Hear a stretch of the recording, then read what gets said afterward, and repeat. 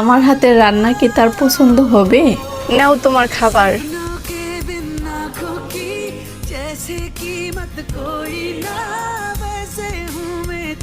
এটা কোনো খাবার হইলো?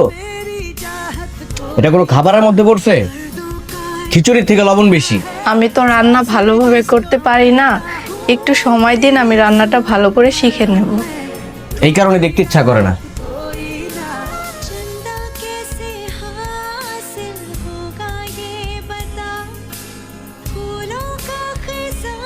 হ্যাঁ আমি তো জি, কি হয়েছে? এটা কালকে তোমারে ধুইতে বলছি, এখনো পর্যন্ত ধোয়া হয় নাই কেন? ইয়া কালকে অনেক কাজ করছি তো আমি ভুলে গেছি, আমি এখনই ধুয়ে দিতেছি। আমার ঘাটতেরা জামাইটার জন্য একটু সাজুগুজু করি, দেখি তার নজর আজ আমার থেকে কিভাবে সরায়। হ্যাঁ একটু পানি খাওয়াও তো।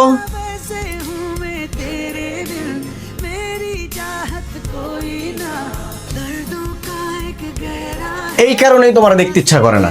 আমার ভুল হয়ে গেছে। এটা কোনো কাজ? এই কাজগুলোর কারণে আমার তোমার দেখতে ইচ্ছা করে না। এমনি কি কেউ বললোকে কথা কয়? এটা কি বললোকে কথা কর্নার স্টাইল? ভুল করলে তো শুনতে হবেই, তাই না?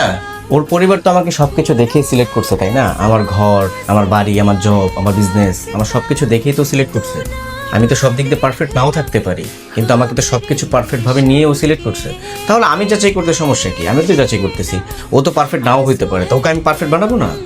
এটার জন্যই আমি এইগুলো করেছি।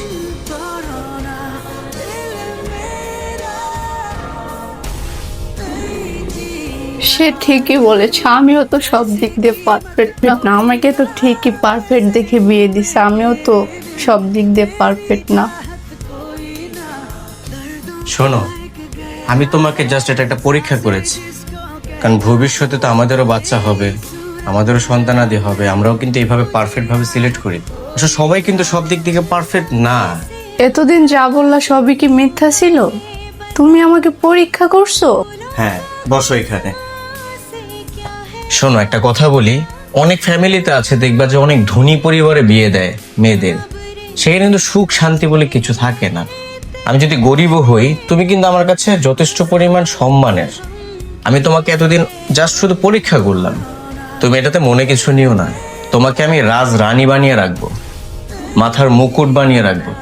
আমি গরিব হতে পারি কিন্তু মনটা অনেক বড়। দেখবে অনেক জায়গায় বড় লোক দেখে বিয়ে দিছে, সেখানে কিন্তু কেউ শান্তিতে নেই, সবাই অশান্তিতে ভুগতেছে।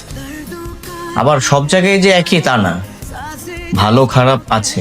আমরা অবশ্য দেখতে হবে যে পারফেক্ট মানুষটাকে, তার ফ্যামিলি, তার স্ট্যাটাস, তার বাড়ি ঘর ধন সম্পদ।